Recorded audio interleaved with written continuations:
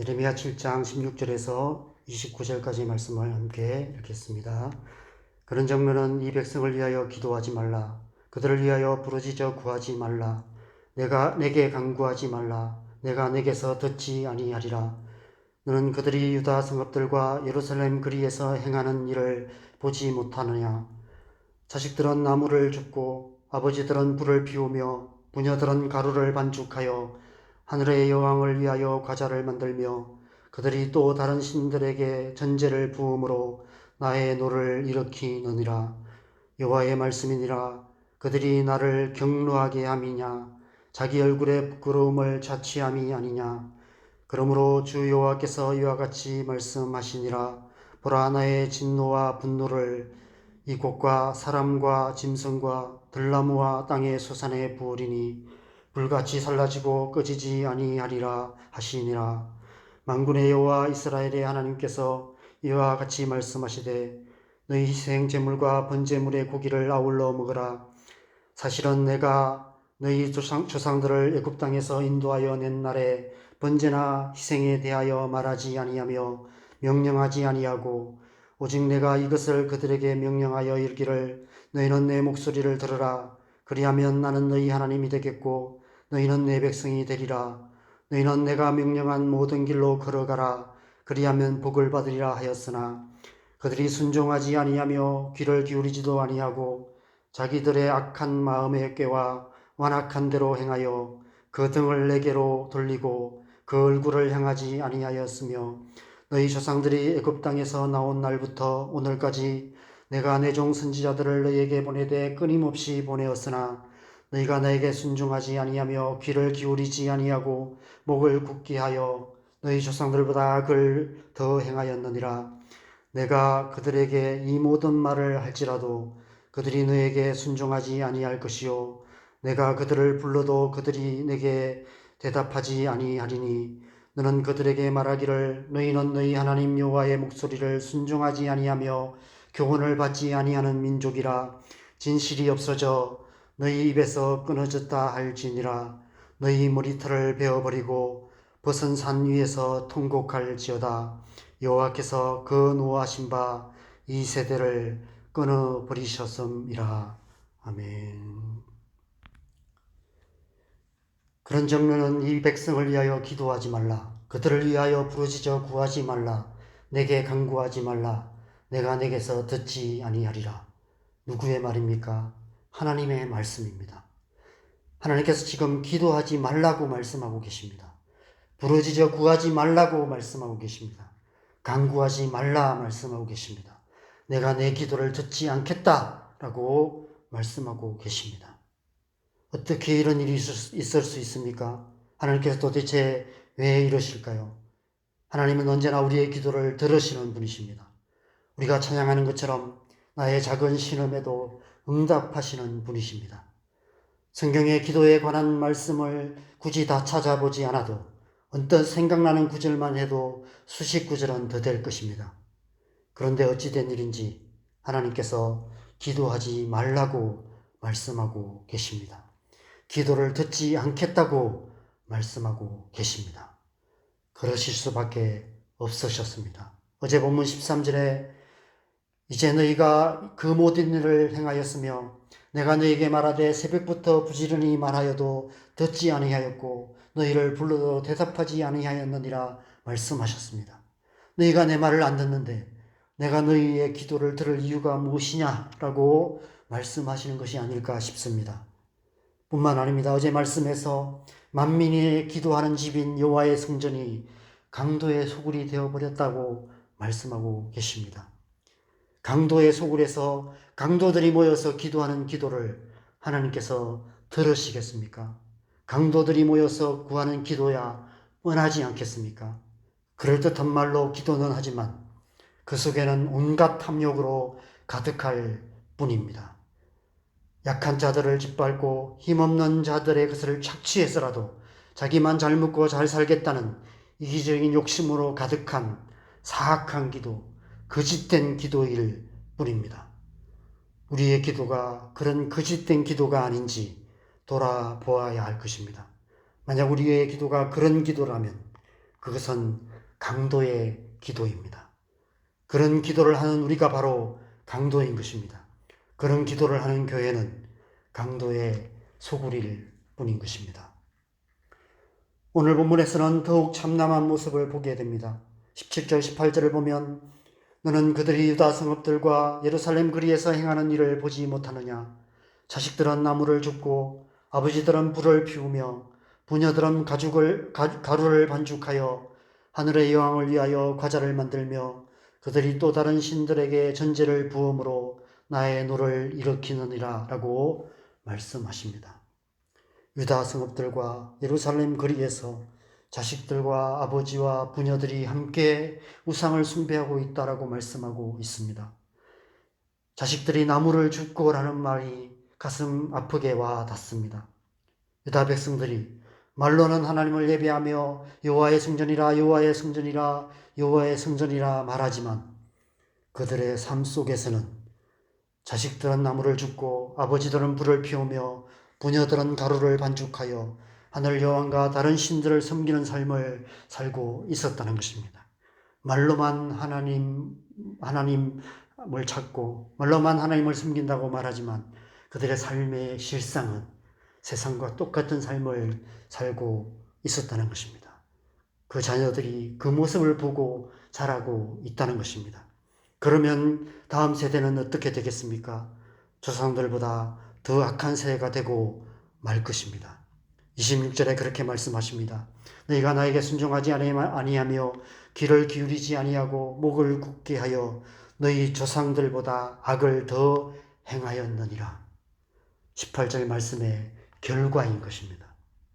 그래서 하나님께서 진노와 분노를 그 땅에 불같이 쏟아 부으셔서 오늘 본문 마지막 29절에서 이 세대를 끊어버리실 것이다 라고 말씀하시는 것입니다.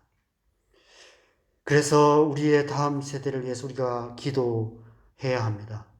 우리의 다음 세대가 어제 말씀처럼 말로가 아니라 행함으로 하나님을 아는, 행함으로 하나님의 말씀을 증거하는 그런 세대가 되어야 될 것 같습니다. 그러기 위해서는 우리가 그렇게 살아야 되겠죠. 우리가 우리의 자녀들에게 하나님의 말씀대로 살아가는 삶의 모습을 통해서 하나님의 진리를 우리의 자녀들에게 증거해야만 하는 것입니다. 오늘날 우리의 자녀 세대들이 하나님부터 멀어지는 것은 우리가 말로만 하나님의 이름을 되뇌일 뿐 삶으로 하나님의 살아계심을 증거하지 못하고 있기 때문이 아닐까 생각해 보게 됩니다.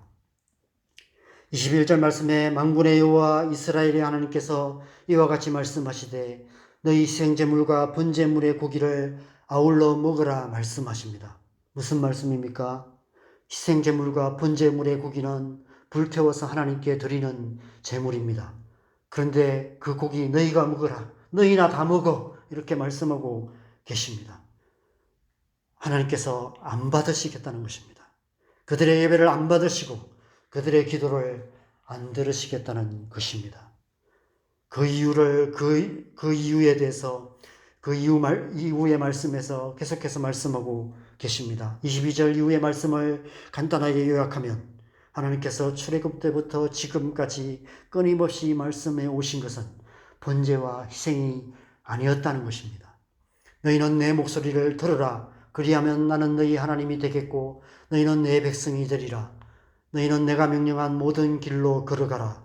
그리하면 복을 받으리라. 계속해서 이것을 말씀하셨는데 그들이 끊임없이 하나님의 말씀에 순종하지 않았다는 것입니다. 번제와 희생 제물은 드리지만 이 하나님의 말씀은 듣지 않았다는 것입니다. 그래서 하나님께서 끊임없이 선지자들을 보내셔서 말씀하시고 또 말씀하셨지만 귀를 기울이지 않았고 목을 굳게 하여서 너희 조상들보다 악을 더 행하였다라고 말씀하십니다. 그래서 28절에 이런 결론을 내리십니다. 너희는 너희 하나님 여호와의 목소리를 순종하지 아니하며 교훈을 받지 아니하는 민족이라. 진실이 없어져 너희 입에서 끊어졌다. 마치 법정에서 확정 판결을 내리시듯 유죄 판결을 내리시는 것입니다. 그래서 하나님께서 이 세대를 끊어버리실 것이다라고 말씀하시는 것입니다. 내일 본문에 보면 그들이 흰놈의 아들 골짜기에 도벳사당을 건축하고 그들의 자녀들을 불에 살랐다라고 말씀하고 있습니다. 가나안 땅 백성들이 그래서 멸망하고 말았는데 북이스라엘에 이어 남유다마저도 완전히 가나안화 되어 버렸기에 결국 멸망할 수밖에 없었다는 것입니다. 오늘날 교회의 가장 큰 위기는 세속화의 위기입니다. 그리스도인의 삶이 세속화되어 세상 사람들과 별 다를 바 없게 되었습니다. 세상 사람들과 별 다를 바 없이 사는 사람이 모인 교회가 세상과 뭐가 다를 게 있겠습니까? 교회가 세상과 별 다를 바 없다면 세상 사람들이 굳이 교회를 다닐 이유가 뭐가 있겠습니까? 교회보다 세상에 좋은 것이 훨씬 더 많은데 굳이 교회에 올 이유가 뭐가 있겠습니까? 오늘날 우리의 자녀들이 교회로부터 멀어지는 것은 당연한 것 같습니다. 세속화된 교회가 어떻게 세상보다 좋을 수가 있겠습니까? 세상이 더 좋은데 우리의 자녀들이 교회에 올 이유가 없는 것입니다. 교회는 하나님 빼면 시체입니다. 그리스도인은 하나님 말씀 빼면 시체입니다. 하나님의 임재가 없는 교회는 결코 세상을 이길 수 없습니다. 하나님의 말씀을 따라 살지 않는 그리스도인은 하나님의 살아계심을 자기의 자녀들에게조차도 증거할 수 없습니다. 그래서 우리는 위기의식을 가져야 합니다. 교회의 위기, 우리 개인의 신앙의 위기를 의식하면서 기도해야 합니다. 다시 교회가 교회답게 되도록, 그래서 세상을 이기는 교회 되도록, 다시 우리의 신앙이 하나님께서 말씀하시는 그 길, 옛적 길, 선한 길, 심령의 평강을 얻는 그 길로 갈 수 있도록, 너희는 내 목소리를 들으라. 그리하면 나는 너희 하나님이 되겠고 너희는 내 백성이 되리라. 너희는 내가 명령한 모든 길로 걸어가라. 그리하면 복을 받으리라. 이 하나님의 약속의 말씀을 우리가 기억하면서 이 약속이 우리의 삶에 이루어지도록 은혜를 구하며 기도해야만 하는 것입니다. 이 새벽에 너는 이 백성을 위하여 기도하지 말라. 그들을 위하여 부르짖어 구하지 말라. 내게 간구하지 말라. 내가 내게서 듣지 아니하리라 말씀하시는 하나님 앞에 나가 우리의 죄를 회개하며 하나님, 그럼에도 불구하고 우리를 긍휼히 여겨 주시옵소서. 그럼에도 불구하고 우리 자신과 우리의 다음 세대들과 교회를 긍휼히 여겨 주시옵소서라고 기도해야 합니다. 기도하고 부르짖고 간구하는 그런 시간 되어야 될 줄 믿습니다. 그래서 교회가 다시 만민이 기도하는 집 되어야 될 줄 믿습니다. 이 마지막 시대에 우리 자신의 신앙이 다시 회복되어지고 교회가 회복되어질 때 이 땅 가운데 하나님 나라의 역사가 이루어져 갈 수 있을 줄 믿습니다. 이 새벽에 우리가 그 은혜를 구하면서 함께 기도하십시다. 우리 자신을 위해서 기도하시고 우리의 자녀들을 위해서 기도하시고 우리의 교회를 위해서 기도합시다. 다시 한번 하나님, 우리가 이 세속화의 위기로부터 다시 한번 깨어나게 하여 주시옵소서. 하나님 중심인 교회가 되게 하시고 하나님의 임재가 있고 하나님의 말씀이 살아 역사하시고 우리가 삶으로 하나님 말씀을 살아감으로 먼저 우리의 가정에서부터 우리의 자녀들에게 하나님의 살아계심을 증거하고 우리의 삶을 통해서 우리의 이웃들에게 하나님의 살아계심을 나타내는 그런 삶을 통해서 교회가 세상을 이기고 세상 가운데 하나님 나라를 이루어가는 그런 교회 되게 하여 주시옵소서. 그래서 교회가 만민이 기도하는 집 되게 하여 주시옵소서. 우리가 간절하게 주님 앞에 기도하시고 자유롭게 기도하시다가 돌아가시면 되겠습니다. 기도하겠습니다.